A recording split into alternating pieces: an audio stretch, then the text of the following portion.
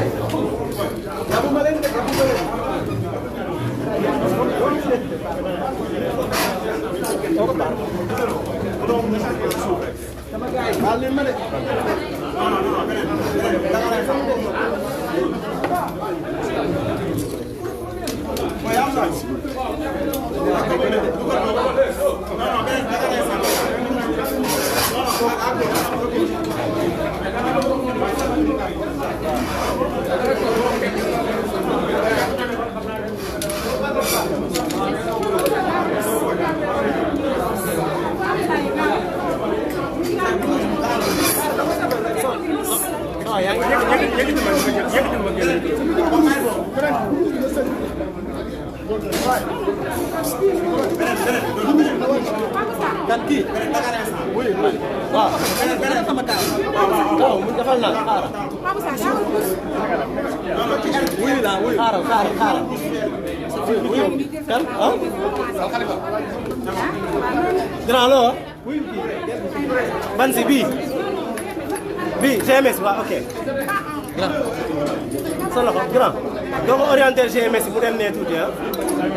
GMS waaw orienter ko tuuti si Sonko noonu mooy bii waaw orienter ko tuuti ne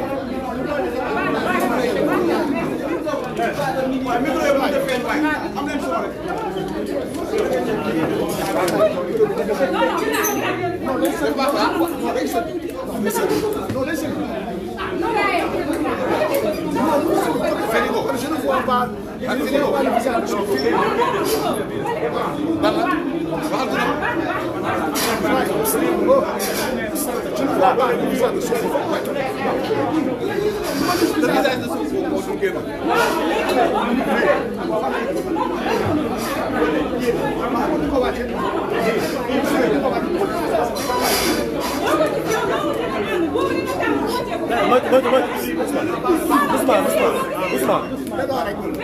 soxna si doucement rek dina noppi léegi dina ko wàcce di ko delloo mu nekk non di ko koy wàcce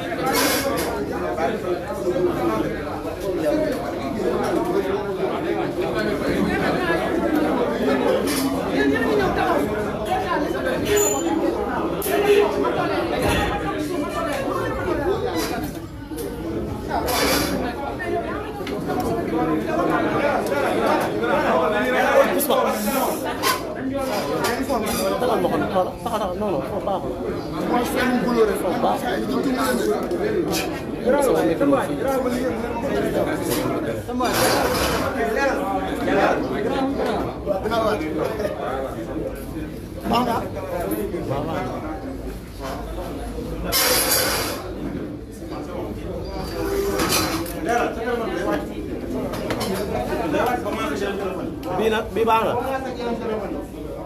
bii baax na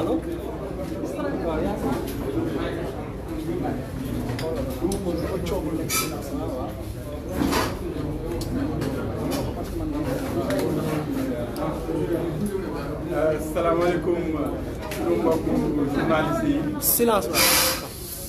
ñu ngi gërëm journaliste yi répondre ci invitation Pastef. silence. on tourne. muy journaliste presse nationale comme presse internationale ñi nga xam ne nii topp nañu président Ousmane Sonko bi muy visité Kër Massar ñi nga xam ne nii mbënn mi da leen a laal. donc ginnaaw visite boobu nga xam ne président Ousmane Sonko dafa demoon pour nemmeeku ñi nga xam ne nii mbënn mi da leen a laal nemmeeku leen ba pare naqaarlu li leen dal bokk ak ñoom seen naqaar. bokk ak ñoom seen naqaar donc conférence de presse bi day démarrer président Sonko la ñuy jox parole mu wax ak askan wi. bu ñu paree ci loolu journaliste yi dinañ leen may ngeen poser ay questions donc pour démarrer président Sonko ñu ngi lay jox kàddu bi. jërëjëf ñu ngi leen di nuyu yéen ñëpp di leen gërëm di nuyu Sénégalais yi ñuy déglu yëpp ci jamono ji ak ñi nga xam ne peut-être nañu dabu plus tard parce que mën nañu ko suivre en direct di nuyu la presse bi fi teew rawatina ñi nga xam ne ñoo bokkoon matinée bi ci mario bi ak ci ndox mi di nuyu kilifa yi ci réew mi yëpp muy kilifa diine di kilifa aada di leen jox seen wàccuwaay di am mbégte dajewaat ak Sénégalais yi pour waxtaan ndax toogoon nañu ab diir boo xam ne gën caa gàtt ñetti weer defe naa bëriwuñu woon kàddu li ñu fas yéene waxtaane mooy situation réew mi situation réew mi nag lépp xajul ci benn conférence de presse waaye ñaari yu mel ni bu amee dina am bu ci gën a fës loo xam ne mooy doon cëslaayu waxtaan taxul nag leneen ak leneen mën cee xaj li gën a fës te xew ci jamono jii mooy mbënd mi inondation yi nga xam ne tey dellu si na ci réew mi waaye daanaka sax daf fee musut a jóge te dinañ ci dellu si te ma ngay gàllankoor lenn ci suñuy concitoyens ndax suba si def nañu visite de terrain waaye loolu benn étape la woon rek ci li ñu fas yéene def mooy fexe ba nekk ci côté askan wi yoruñu milliards yi état yor te askan wi jox ko pour mu defaral leen waaye am nañu suñu yéene am nañu suñu gis-gis am nañu suñu xalaat ak lu tuuti lu ñu mën a bokk ak askan wi naam duñu mën a dem fépp ndax mbir mi fi mu laal bëri na waaye nañu fexe ba suñu tànk tegu bëri ñu ñëw apporter suñu réconfort population yi fay fekk di gërëm di remercier population yi ñu fekki woon tey ci tertu bi ñu tertu donte sax ñu ngi ci ay jafe-jafe waaye def nañu li africain xam li sénégalais xam mooy ñun ñu bàyyi suñu yitte dem ba ci ñoom teeru nañ ñu ak teranga fi mu mën a yem par rapport ak seen contexte bi ñuy dund ñuy doore di jaale ñi nga xam ne famille ñi nga xam ne seen bakkan rot na ci mbir mi ndax su ma juumul ci lim wax nañ nu mu tuuti tuuti lu mat juróom benn nit yoo xam ne seen bakkan rot na ci mbënd mi ci ay accident yu am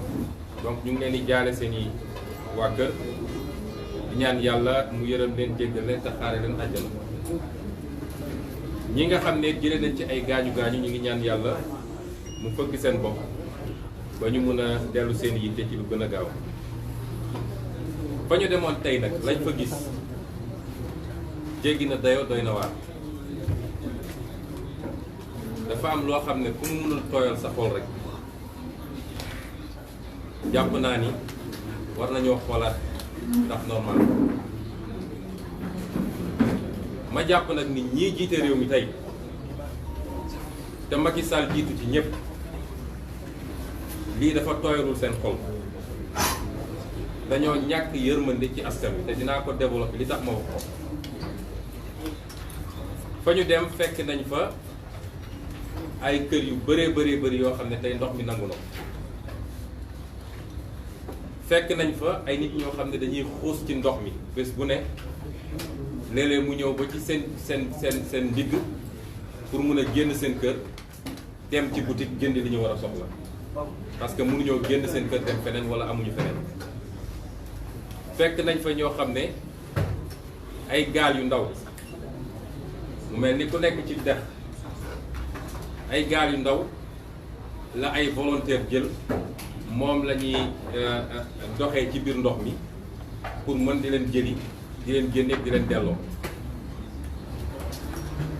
fekk nañ fa it ay gone yu ndaw ay tuut tànk yoo xam ne ci biir ndox mi la ñuy doxee seeni soxla wala seeni soxla waajur dem ci boutique yi jëndi gaz wala jëndi ceeb wala leneen. loolu nag lu jéggi dayo la ci Sénégal gi ñu nekk ci jamono ji ñu ne ci 21e siècle ñu leen di masawu ñoom ñëpp ñi nekk ñëpp ci mbënd ñu ngi leen di masawu di ñaan yàlla parce que léeg-léeg situation day am fu muy toll day mel ni talal suñu loxo moo fi des su dee ñi waroon a def te ñu fal leen pour ñu def jox leen ay moyens pour ñu def ñu annoncé xaalis bu dul jeex bu ñu ñëwoon ca lañ koy def su dee ñooñu defuñu situation urgence taxaw dellu tàllalaat suñu loxo ñaan yàlla mu suturaal leen jàppale leen waaye nag am nañ ci xel ñaar li waral loolu mooy ñëpp xam nañ ni nawetu ren du nawet bu ndaw te lii ma gis nii su ma dégloo rek ñi nga xam ne seen xam-xam da cee màcc te ñu yor xarale yi la ñu wax mooy ñun ñëpp war nañoo waajal yeneen taw yu ñëw dafa mel ni sax nawet gi day door ci presqu'île du Cap-Vert kon loolu dina andi njàqare tuuti ba nga xam ni dinañu am inquiétude ci li war a ñëw ëllëg te kenn sañul amul sañ-sañ taxaw tàllal loxoom ne yàlla bul taw ndax taw gi ni mu mënee am lorange noonu la amee njëriñ te jàpp naa ni njëriñ gi moo ëpp ndax dañoo soxla taw pour gàncax gi dañoo soxla taw pour mbay mi dañoo soxla taw pour jur gi kon taw njëriñ gi ala kulli xaal moo ëpp lorange bi ñuy lancer un appel nag à la solidarité nationale parce que ni ma koy xoon fii ci salle bi ci jamono corona boo demee ba am état bu démissionné état bu tële la ca des mooy askan wi essayer jël responsabilité loolu nag dàqantewul ak obligation bi nga xam ne ñun ñëpp am nañ ko askan wi ñii nga xam ne ñoo jiitu te ñu jiital leen ñu leen di réclamer des comptes parce que lu ko mooy rek day doy waay day war dafay yomb kon ñi ngi lancé un appel à la solidarité nationale mooy ñëpp kenn ku ne loo mën bu ko xeeb moo xam ay mbàjj yoo yor moo xam ay yére yoo yor moo xam sa 1000 francs boo ci mën a dugal ba ci mën a dugal ay milliards moo xamit sa doole bi nga yor gis ñuy liggéey loo xam ne luy évacuer ndox la nga dem jàpp ci bu ci kenn xeeb moromam wala moo xamit am nga place sa kër wala am nga kër goo utiliser wul soo ci mënee fat ay nit yu ko soxla te loolu bëri na ci réew mi rawatina ñi yàlla mu war a sëgal tuuti alal muy vrai plan parce que jàpp naa ni nguuru Macky Sall gii bu dee am na lu bëri lu ci askan bi xaar rek doon nañ seen bopp ci yëpp Macky Sall dafa yoratul réew mi gouverner ko lépp a ko dépassé te dinaa ci ñëw. di lancer appel particulièrement nag ak ñi nga xam ne suñu njaboot lañu muy les militants et les militantes de Pastef gannaaw appel général bi nga xam ne ñépp laa ko lancé dafa am benn pacte boo xam ne ñun moom la ñu essayé laal suñu diggante ak suñuy militants mooy ñun ñëwuñu politique pour xëccoo alalu réew mi wala pàccoo alalu réew mi dañoo ñëw ak conscience citoyenne ak patriotique mooy ñun ñoo war a defal suñu réew mi waaye xaaruñu lu réew mi di def pour ñun pacte boobu nag ndaw ñi topp ñu ci bu baax a baax a baax moo tax bi ñu leen woowee ci don de sang gis nañu résultat bi dafa naa banque de sang musul jot lu toll noonu ci ay poche de sang waaye loolu it moo waral bi ñu leen woowee ci vacances agricoles patriotiques defe naa tey ci biir Sénégal lu ëpp 400 hectares amul département amul région boo xam ne tey jëlu leen engagement jël ay tool tuddee ko tool Pastef di fa bay te ñun ñëpp a ngi gis image yi te dinañ ko topp ba mu sës bu soobee yàlla. noonee laa leen di woowaat tey lancer leen un appel ne leen ce sens du sacrifice le don de soi pour la patrie nga xam ne mooy suñu devise parti na ngeen ko wane ci mbënd mi mooy na ngeen nekk auprès des populations jàppale leen ci seen kéem kattan. mbokk yi nag loolu weesoo di woon suñu introduction ñu ñëw ci fulla waxtaan bi ndax dama jàpp ni li xew démb ci guddi cinéma la woon mooy yéen ñëpp gis ngeen Macky Sall ñëw taxaw wax ay waxtaanam nee na changement climatique moo andi lii man damay toog ba si yàgg ma ne Macky Sall dafa nawul askan bi mu jiite parce que dafa am loo xam ne boo nawee askan dafa am loo xam ne doo ko wax ndax nit ñi seen bopp yi xel moo ci nekk yuur moo ci nekk buy xalaat nit ñi seen bopp yi ndox new ci mais ñoom dañuy jàpp ni nit ñi xamuñu lu xew ci dëkk ma bëgg a wax sénégalais ni loolu mu wax dafa amut li xew Sénégal responsabilité exclusive et personnelle de Macky Sall li xew fii ci Sénégal mooy li ñu tuddee mbënd mi kenn mooy responsable te bëgg naa askan wi nga xam ne tey moo ci gën a sonn mooy souffrir ëllëg Macky Sall dina sol dàllam ñëw ne daf leen di seet si annoncé na ko xaw ma ndax dina ko def ndax ñoom gannaaw bu ñu sàgganee jàpp alal réew mi di ko pasar pasare di ko séddoo ñoom ñëpp ay milliardaires lañ fi mu toll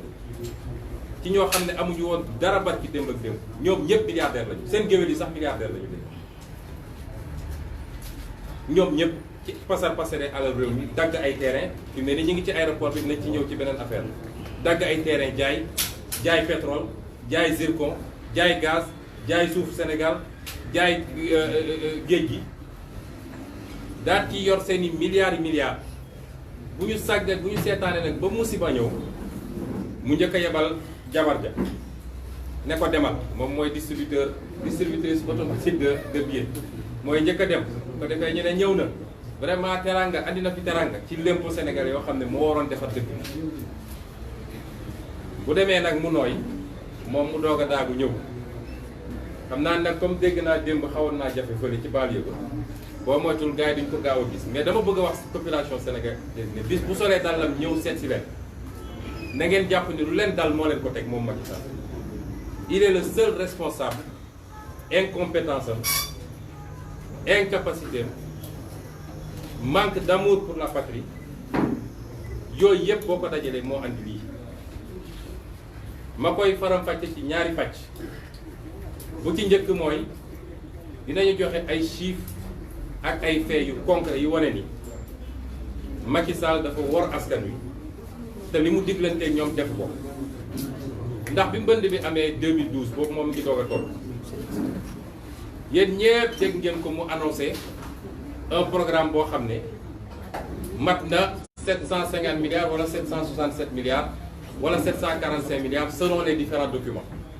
waaye du gën saa gàtt daal jege na 750 milliards ñu annoncé ko fii ñu dox tuuti yàlla def mbir mi calmé wu mu koy bàkkoo ba yóbbu ko argument campagne électorale ne ci ñeenti at laa réglé problème mbënd fekk boobu jamono réglé wul tous li andi woon mbir mi mooy dañoo newoon ci cycle parce que mbirum taw ay cycle la ñi nga xam ne ñu ngi seen xam-xam màcc na ci loolu xam nañ ni mbirum taw ay cycle la mun a nekk cycle 10 ans mun a nekk cycle bu gën a gàtt mun a nekk bu gën a gudd waaye ñëpp xam nañ ni taw dina am ay cycle yoo xam ne taw bu fort la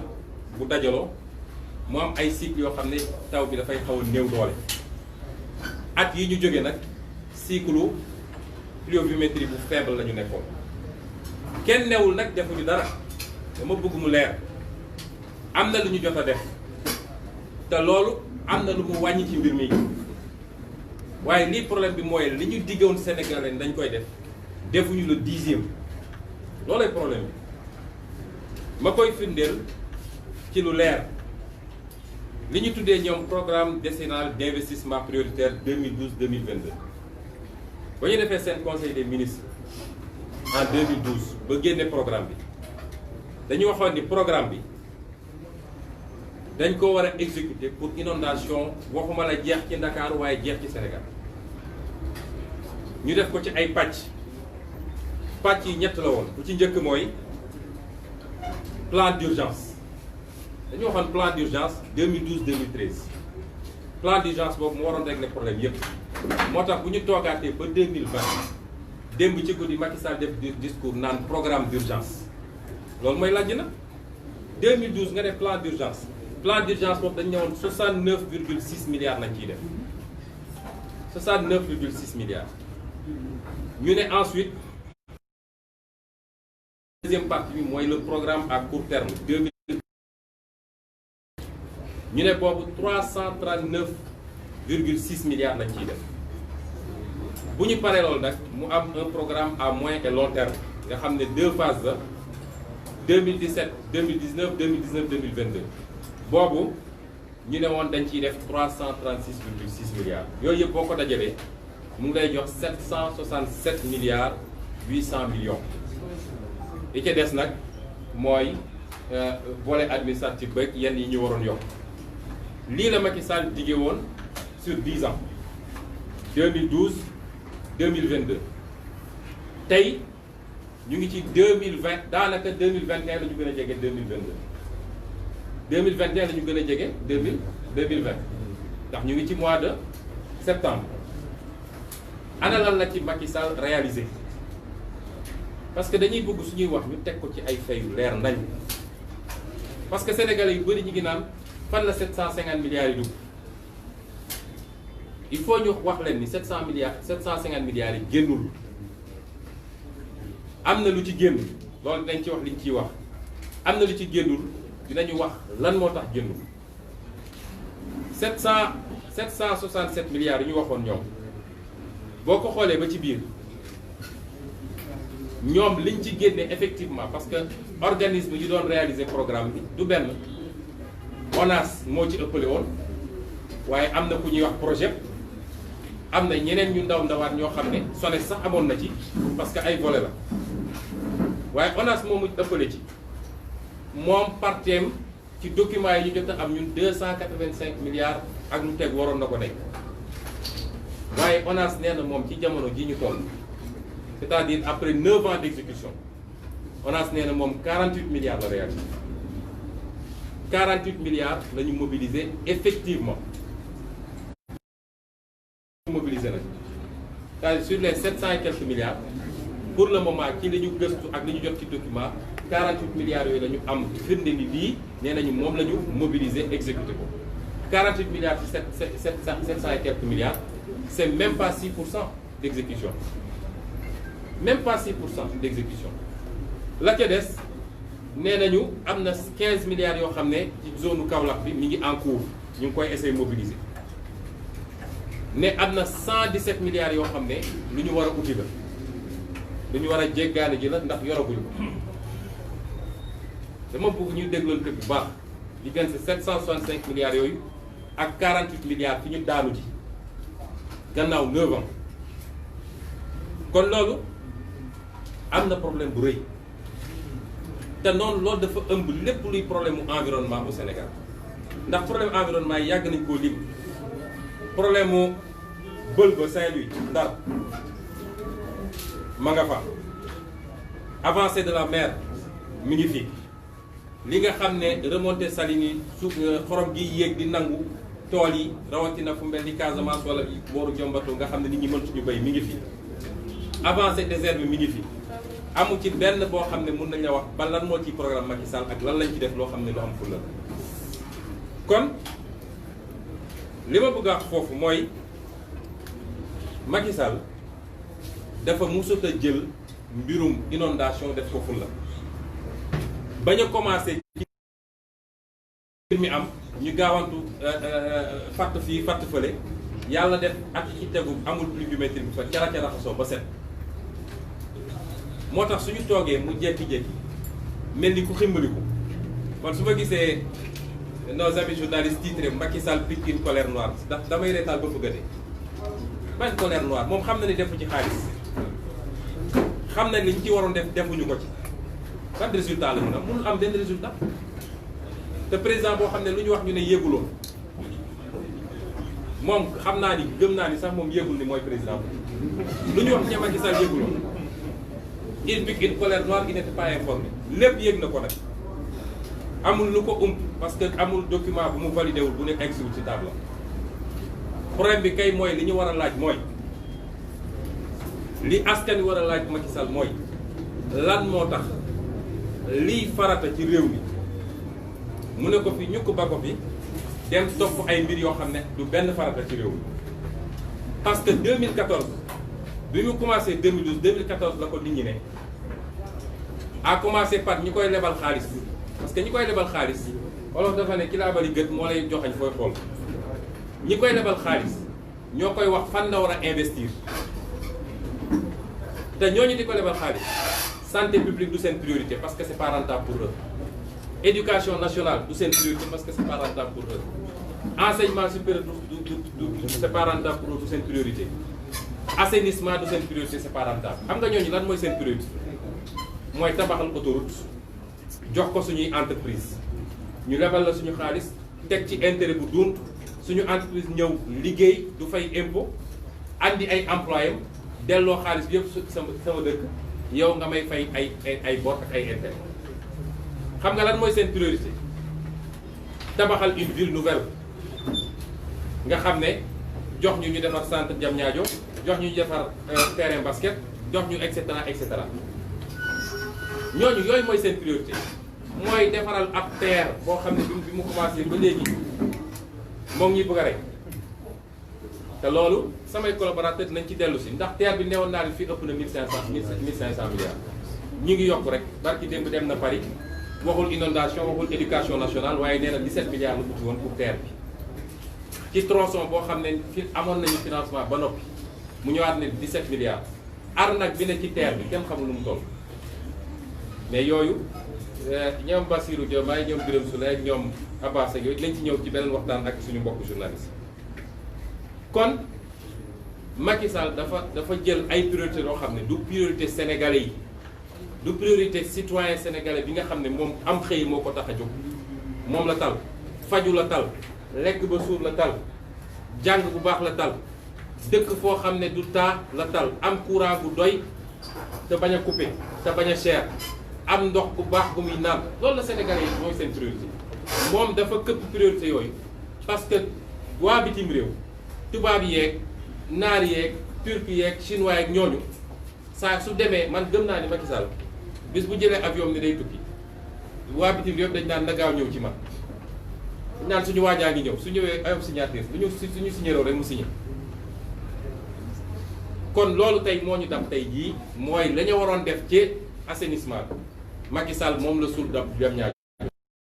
Macky Sall moom la yóbbu ci train bi Macky Sall moom la yóbbu ci autoroute yi moom la yóbbu feneen ak feneen